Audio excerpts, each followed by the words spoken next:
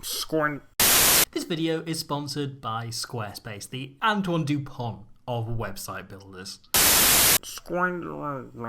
To say Wales against Ireland has always been rugby's great sibling rivalry. Two twins squabbling on set schedule to see who gets to open their Christmas presents first this year. 2023's encounter felt decidedly more paternal, for right as Wales and Ireland's collective father turned right back up in EastEnders-style dramatic fashion last Christmas, the son he never believed in decided enough was enough and they were going to go off and become the world number one. For after 10 years of trying, Andy Farrell's favourite son, the Irish national rugby team, finally brought the kind of dominant display they usually only put on in their own bedroom over to the other side of that wall, blowing the roof off the Principality Stadium for a remarkable first half performance to see them to their first Six Nations win in Cardiff for a decade. So how did Ireland ruin Warren Gatland's second big day of Wales? Should Wayne Pivac be thinking twice about selling that house in Glamorgan? Just how good are Ireland, and did we see enough from Jim Pop's X-Drop side to say they are ready to take on France next weekend, potentially for the title of the Six Nations champions for 2023? And speaking of dads, there was a theme in the week of discussing just how bloody old so many of the rugbymen doing rugby this week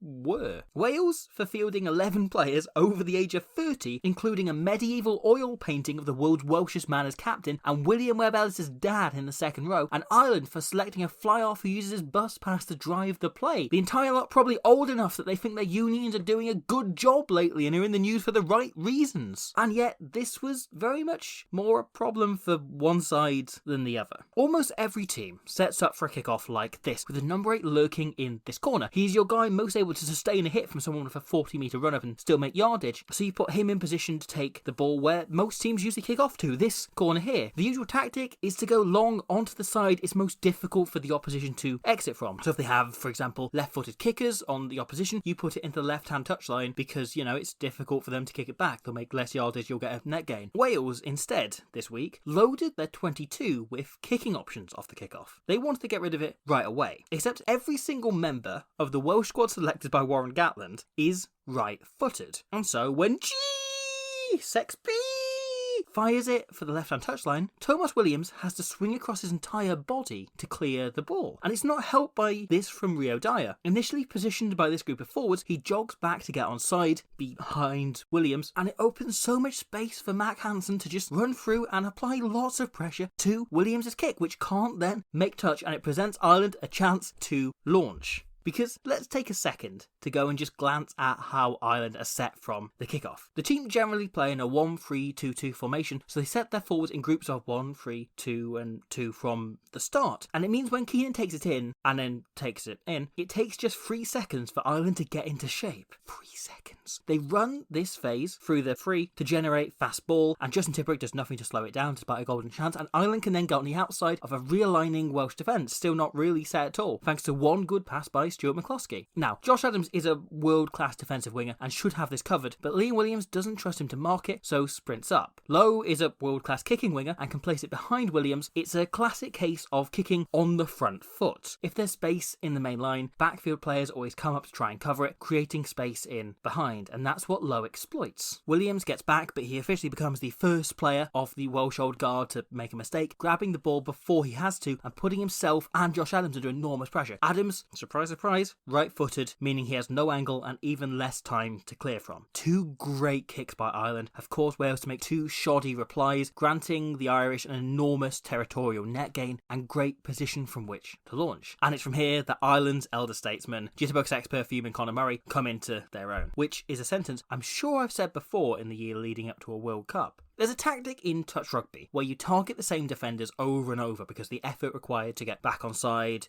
back up after making the tackle, is tiring, and that's exactly what Ireland do once they get up to the try line. Sheehan explodes off the back of this maul, and Ken Owens combines with Jack Morgan to make the tackle. And let's just look at which Welsh players Conor Murray is sending his runners into, which of his many options he's selecting. Second phase, Ringrose heads straight into prop Gareth Thomas. Third phase, Porter charges straight at hooker Ken Owens again. Fourth phase, Beelum is hit by Tipuric and Gareth Gareth Thomas, the prop again. Thomas is then blown backwards and pinned by Sheehan. Byrne then carries directly into Owens again, and Ireland have repeatedly targeted the Welsh front row. Owens has had to make 3 tackles in 18 seconds and Thomas 2 in 10. Front rowers aren't just traditionally the easiest players to tire, but as the biggest dudes, they're also usually the slowest back up to their feet. Watch the way Van der Merwe deliberately steps over Owens here to prevent him getting back up early as he tries to roll away, meaning he's likely only on his actual feet after the next carry has happened. And Ireland then head his way again the next phase. The chance of a 36-year-old Ken Owens making a dominant shot when he's been on his feet off the deck for around 3.5 seconds are next to zero. He's barely had time to look at who he's going to be hitting, and it presents Ireland with the opportunity to attack a light Welsh defence on the next phase. At the Six Nations launch this year, Andy Farrell told Ben John of the Excellent The Rugby Trainer that the most important aspect of a functional, exceptional attack at international rugby is work rate. Players getting to their feet and giving everything to an attack. An attack with that philosophy requires an even higher work rate from the defence to stop it. So, as Sex Claxton is able to get Ryan into a big enough hole to power up the line, we have to ask,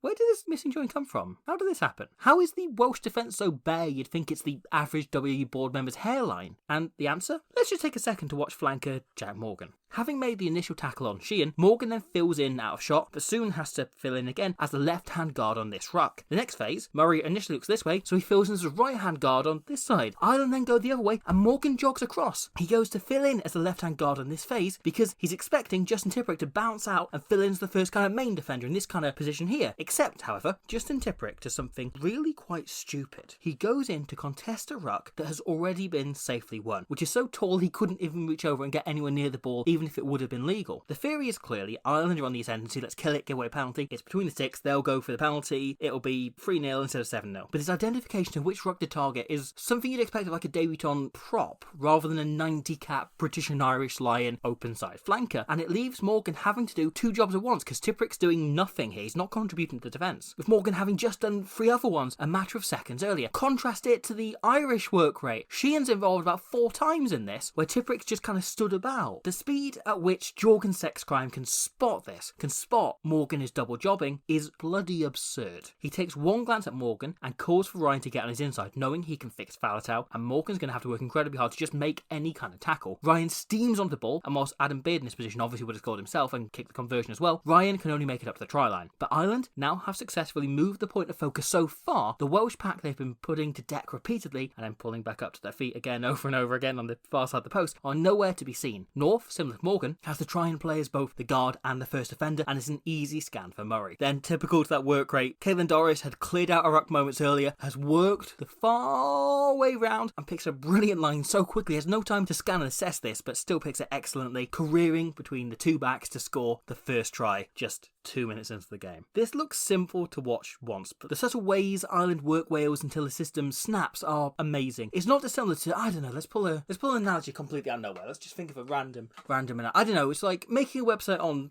Squarespace? The real secret is in the details, right? Where everybody's favourite web builder lets you build out a page such as this by simply clicking the add feature box and selecting what you want to put in, be it a video player, social media functions, even a members only area. You can then customise every part, or use endless interactive, reactive, funky themes to make your site feel yours, whilst also effortlessly transitioning and fitting every other element in. You know, it automatically updates things and changes everything on the whole website if you do this. Ireland are likewise seemingly able to drop in any player, irrespective of their natural playstyle, and make them both fit the mould, the positional skill set required for their attack to function, and also stand out in a way that suits them. Ireland make attack design look as effortless as Squarespace makes web design look on the website that looks great. But where the WOU have learned there's no shortcut way around the expensive high performance programs that gave Ireland this, you can save some sneaky money on Squarespace by just heading to the link in the description and using the offer code SquidRugby to save some dollars. And maybe if the IRFU do decide to do this, they could maybe spend some of those pennies on properly funding the women's program rather than throwing them an amount of money that is tantamount to an insult. Just a thought. Ireland are a team filled with exceptional players, but they're well coached to a point. Intelligent things like this have become second nature. They're not thinking as they do things like this. This is superb by Caelan Doris. Isolated and about to be penalised, as Williams locks on for the jackal, he spots his hand is well below the ball, not around, and Doris subtly throws the ball. To the naked eye, this looks like Williams has knocked it on trying to turn it over. But when you look in close, Williams has still knocked it on trying to turn it over. over, he just had a little help in getting there. This is technically playing on the floor by Doris, but no referee is ever spotting that, and if they do, so what? He was about to be penalised for holding on anyway. This is what Ireland are probably the best team in the world at. Subtle little offences that no referee will ever pick up on, or things that sit right on the edge of the law and happen away from Carl Dixon in this case's eye. And they rode those all the way to an incredible 14-0 start in the first 10 minutes. That second try, scored by James Ryan, which just says to me that Adam Beard would have nabbed a hat-trick and 3 drop goals in this time, eventually comes because Ryan, aided by fellow lock Tyke Byrne, is charging at a 20-year-old centre, Joe Hawkins, who doesn't get low enough and allows Ryan to burrow under him to finish. But the real question is, how did Wales end up with Hawkins defending in a position where you'd normally want a back row or even a front rower? And the answer is dark magic. Sheehan taps, and the 2 second rows who do eventually nab the try lock in behind him. Alun Wyn Jones and Talupi Faletau do well to drop him early, and Wales are initially well set. 30 men on their feet, strongest players in the most important positions around the fringes. Except those 2 locks drive over the Welsh tacklers, pinning them on the floor. They're stuck here. Watch the way Sheehan wriggles on top of AWJ. He could get up if he wanted to, but he knows by staying here, he's keeping 2 Welsh players on the ground. So he just makes a meal of it. Bealham is repelled by a great contact from Owens, but the moment he hits him, O'Mahony wraps his shoulder around Owens and gets his other arm across Beard. He rolls and pulls the pair into the ruck and spins Owens directly in the way of the ball. This milks a penalty. Ken isn't happy about it, but Dixon's arm is out. Porter then grapples his opposite number and rolls him in, and Francis senses trouble. He sees this is a problem, so steps in to try and slow the ball down, except Van der Fleer sees him coming and pulls his jersey in, using this as a chance to get him into the ruck as well, and essentially crush his fellow Welsh forwards into place. An army of Welsh bodies are now trapped under Francis. Through very smart, subtle shithouse tactics, 4 Irish forwards have managed to pin 6 of their Welsh equivalents at the bottom of the ruck. The only Valley big boys not having some pigsty fun are the flankers Tipuric and Morgan. Initially watching for the exact play Ireland were about to run on this side, but Thomas Williams spots Wales are numbers short and pulls Tips round to the short side. This leaves Morgan once again the lone Welshie defending a situation where he needs help. And when Bealham draws him with the pick, Hawkins has to step into that position, and Ryan, with Byrne already pre-latched onto him, can power through and under him to score the try that basically takes Ireland out of sight beyond Wales's total points tally. It's an absolute masterclass in the dark arts of only breaking the minor laws or pushing them ever so slightly. It's like becoming a millionaire by stealing enough of those 5p carrier bags from Tesco, and there's almost nothing Wales can do about it. And in fact, a huge factor in that second half improvement by Wales was the fact that they started to play the referee just as Ireland had in the first half. Of all the referees on the international circuit, Carl Dixon is not only the most likely to endanger player safety by ignoring clear head contact, but also fall for the old gambit of pinning an opposition player in a ruck, so it looks like they're not rolling away. Look at how Sheehan zeroes in on Faletau to prevent him moving here, and gift wraps Ireland a penalty to clear their lines. Andy Farrell et al. Really did the homework on the former scrum half, who clearly hates anything but the quickest ball, and Wales fell for it time and time again. It was only after half-time that Wales cottoned on and started doing exactly the same thing very regularly, hence Ireland's growing penalty count. This is brilliant by Adam Beard. Before the tackle is even made on Tipuric, he's wrapped his arms around Andrew Porter and starts to drag him down, so he'll end up at the bottom of the ruck on the Welsh side when it eventually forms, through no fault of Porter's own. When looking at what went wrong for Wales in that opening stanza, it's easy to point to the 9 penalties given away in half an hour, which is absurd, but the real problem is that Wales were giving away the wrong penalties when they were doing that. This is incredibly stupid by Justin Tipuric, a sentence I've now said twice in this video and don't think I've ever said before in my life. Right after Wales have got their first momentum of the match, flopping over the ruck to slow down a phase that was gonna be slow anyway. It's just a terrible battle to have picked. And yet when given a genuine chance to slow things down, Tipuric frequently either ignored it or was simply just far too legal. He didn't push the rules at all. A good open side should be walking the boundary of the law most of the time, and Tipuric this weekend played like an angel who occasionally shoots people in the face for stupid reasons, and it gifted Ireland a near infinite amount of quick ball in the first half, causing Wales near infinite danger. And it's made all the starker because in the second half, Wales did give us a perfect demonstration of just how you can stop the Irish attack almost entirely. This team thrives on quick ball, so off the tail of this line-out, Ireland play an initial 6 phases. On every single one of them, Wales either make a huge double tackle with 2 forwards, preventing them getting any forward momentum, hitting them straight on, or if forced into single tackles, they immediately sent somebody into contest, such as Jack Morgan here. It takes 2 men every phase, and that requires an enormous work rate, but it gives you results like this, with 1 forward more pulled into the ruck for for Ireland. It's an easy read for North because Ireland just have fewer options once they attempt to go wide, and he can shut Ringrose down immediately. Ireland keep trying to play, but Wales keep doing the same thing. Double tackles and contest if ever it's a single shot, until Ireland go wide once again, where the depleted numbers required to secure those rucks allow North to cut it off once more. This is something France can absolutely replicate next weekend. They've absolutely got the pack to be smashing Ireland backwards in double tackles, and enough jackal threats in Jelonch and Olivon and Aldrit to be slowing it down when that isn't an option. After the match, Wales's dad came out and said that he was pretty pleased despite the scoreline because he felt every error, every issue was fixable in the space of a week. And whilst I didn't really agree with him at the time, I was pretty annoyed having heard that. Having now watched the game back a few times, I actually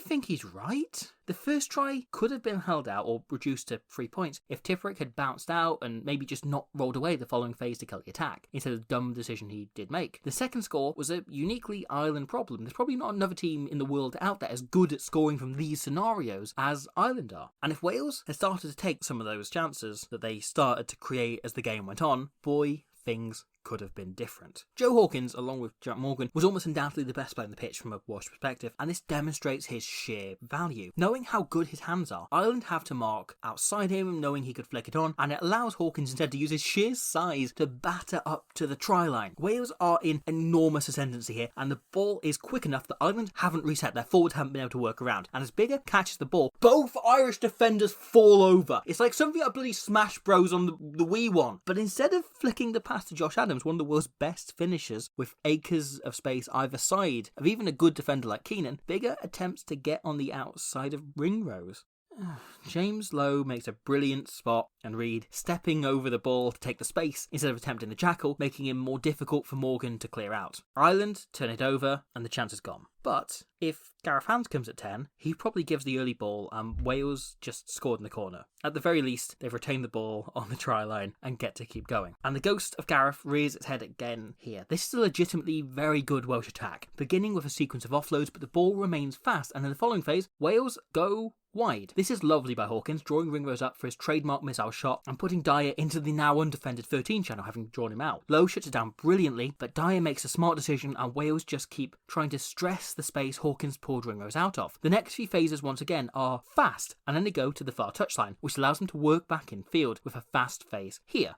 No, okay, we've got to stop for a moment. There's a lot of players that have been talked about as being too old in this Welsh team, but the reason the likes of Alan Wyn-Jones, Ken Owens and Dan Biggar have sustained such long careers is because they've adapted and shifted their game to whatever the sport now required of a player in their position, whatever the trend now was. And so we've seen Biggar develop from a natural kicking fly half in his youth into a Carter-type all-rounder who loves to have a crack, into a steadying influence, a kind of calm hand type 10. And now, with multi-phase masterminds such as Richie Mwanga, Zoe Harrison, George Ford, Paolo Garbisi and Anscombe himself, all the rage, players who like to play rugby like chess, who anticipate a defensive phase or two in advance, try and pull them out of shape by sending forwards into certain positions. Biggar has attempted to do the same, to turn himself into that type of 10, but with slightly more mixed results than he's perhaps managed in the past. And this great attack here that I've just been showing you ends with one such example. Biggar identifies this superbly. The Irish defence is so spread out, it's going to be a nightmare for them to fold to the far side of a hypothetical ruck here if Wales can get a forward to split these two defenders to go into this gap here.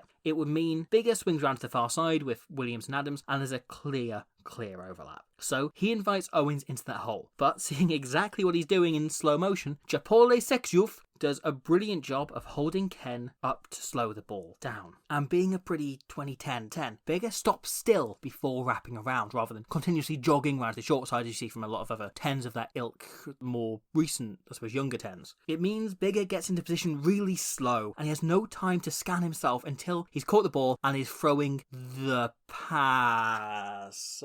Shit. It's an absolutely brilliant read by James Lowe once again, because the short side is so narrow, Biggar can hit either of these two attackers and Lowe is intercepting it, and if it goes to Adams instead, he's nailing him. Lowe runs it in from 80 metres and everyone but Jack Morgan gives up on the chase well before the line. However, not to get too hung up on this idea, if Wales have Gareth Anscombe at 10, and we saw this kind of situation a lot against Australia in the autumn, he's in position for this about 2 seconds sooner than Biggar, and Lowe doesn't have the time to make this read, and Wales probably make it up to the 5 metre line. It's all on this kind of stutter from Dan Biggar here that leads to him not having the time to eye up the pass to the interception and, 7-point turnaround. Throw in a few other moments of blowing chances in the 22, such as this not straight call, or this steal by James Ryan, which says to me if Adam Beard had been in a situation he would have taken it, then ran all the way to score, not unlike Lowe on the other side of the pitch, but, Adam Beard wasn't around, he wasn't anywhere near here, so that didn't happen. And it's a bleak but fixable picture for Wales, especially when the brightest performances came from the likes of Morgan and Hawkins, youngsters showing that they are able to step up when given a shot. And they may just get their chance next week as they head to Murrayfield, hoping to continue the curse their dad put on Scotland so many years ago and fix those tiny, hopefully, issues and give a performance far more in line with the second half, perhaps with a little bit of clinicalness thrown in. Ireland, on the other side, welcomed the other best team in the world, France. This was a brilliant smash and grab in Cardiff, winning the game in 20-odd minutes, then relying on the sheer solidity of the team to hold out. Hugo Keenan in particular was exceptional. I just want to mention this moment in dispatch because I think it's hugely impressive and really cool. Rio Dyer here makes a great read and goes for the intercept, but Keenan reads Rio Dyer's read and sees Dyer going for it, so changes his body from support runner to tackler long before Dyer's even got close to catching the ball. His newfound presence in Dyer's eye line causes the winger to drop it and saves a score that Ireland never even knew would be coming. This is a kind of try-saving tackle before the players caught the ball. Hugo Keenan is extremely good and looks like he hangs around in big supermarket car parks. He's got a face for it, so, I like that. Anyway, next week's going to be arguably this completed Irish team's biggest test to date. We've seen in short bursts everything that sides would need to do in order to beat Ireland, and France look to have all the pieces to put that together. It could be really quite frightening. And yet, from an Irish perspective, which, contrary to what the comments may tell you I am capable of seeing, you could say exactly the same of France. Ireland have all the pieces you'd need to shut down France. With their brother left sulking in his room, it's now time for Ireland's charmingly scary stepdad to prove just what he can do, with the Six Nations potentially on the line and up for Ireland to win